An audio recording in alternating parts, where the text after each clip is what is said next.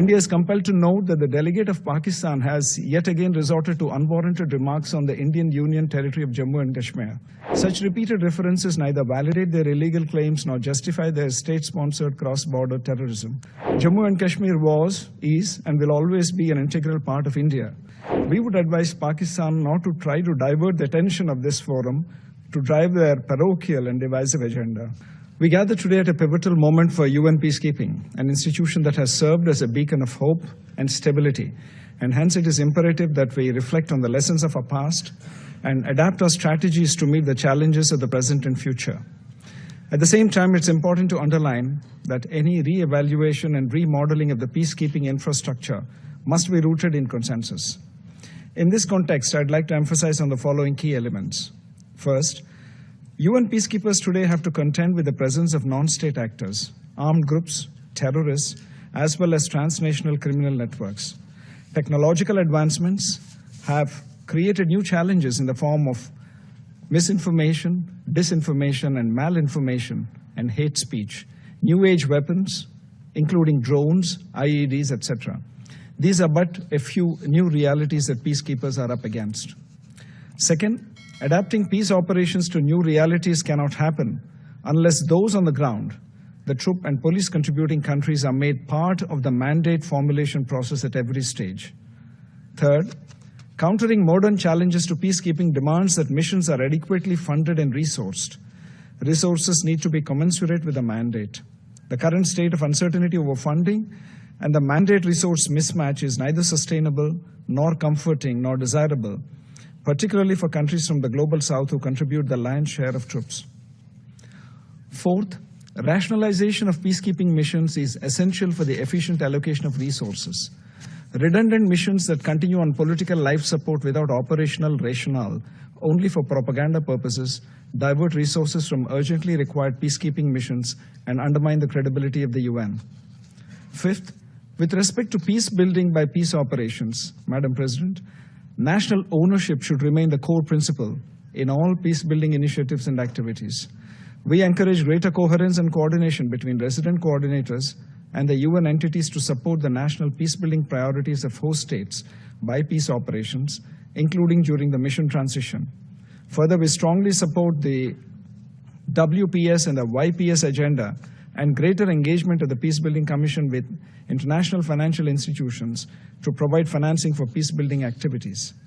Sixth, adapting peace operations to new realities also involves enhancing the critical role of women peacekeepers, both qualitatively and quantitatively. I'm pleased to share that in February this year, India organized the first ever conference for women peacekeepers from the Global South, bringing together representatives from 35 troop and police contributing countries to deliberate on this key issue. It is no longer a question of whether women can do peacekeeping. Rather, it is about whether peacekeeping can do without women. Seventh, peacekeeping is not a zero-risk effort. Safety and security of peacekeepers must remain paramount. In an era marked by complex conflicts and asymmetric threats, we must ensure that those who risk their lives for peace are adequately protected and that perpetrators of crimes against peacekeepers are brought to justice. Eighth, troop and police contributing countries need to focus on enhancing the capabilities of their personnel to address emerging challenges in order to operate effectively in hostile environments. India is willing to curate and offer courses that address specific demands of modern peacekeeping at our Center for UN Peacekeeping, which has been training national and international peacekeepers for over 2 decades. Ninth, the use of advanced surveillance, communication, and data analytic tools should be integrated into peacekeeping operations to improve situational awareness and rapid response capabilities. India stands ready to share its expertise as a technology enabler in this regard. 10th, even as we deliberate on adapting peace operations to new realities, it's important to acknowledge that peacekeeping missions cannot exist in perpetuity. Missions need to have viable transition plans and exit strategies that ensure that peace sustains. Lastly, peacekeeping cannot be the sole solution to conflicts. Peace holds when peacekeeping operations are accompanied by political solutions. These can only emerge when there is coherence within the UN Security Council. It is thus imperative to reform the Security Council in both categories to make it more reflective and representative of current geopolitical realities. Madam President, India is compelled to note that the delegate of Pakistan has yet again resorted to unwarranted remarks on the Indian Union territory of Jammu and Kashmir. Such repeated references neither validate their illegal claims nor justify their state-sponsored cross-border terrorism. Jammu and Kashmir was, is, and will always be an integral part of India. Pakistan continues to illegally occupy the territory of Jammu and Kashmir, which it must vacate. We would advise Pakistan not to try to divert the attention of this forum to drive their parochial and divisive agenda. India will refrain from exercising a more elaborate right of reply. In conclusion, India, a nation deeply committed to the principles of multilateralism and global peace, has been a steadfast partner of the United Nations in its peacekeeping endeavors, with a history of deploying nearly 300,000 troops across more than 50 missions as of date.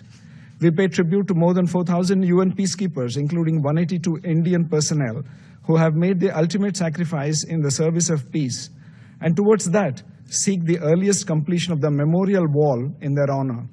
And as we look to the future, India reaffirms its unwavering commitment to UN peacekeeping and pledges its continued support to the UN in its pursuit of international peace and security. Our vision for reform highlights the need for a more balanced, inclusive, and effective approach to UN peacekeeping for an era of limited resources, geopolitical volatility, and upheaval.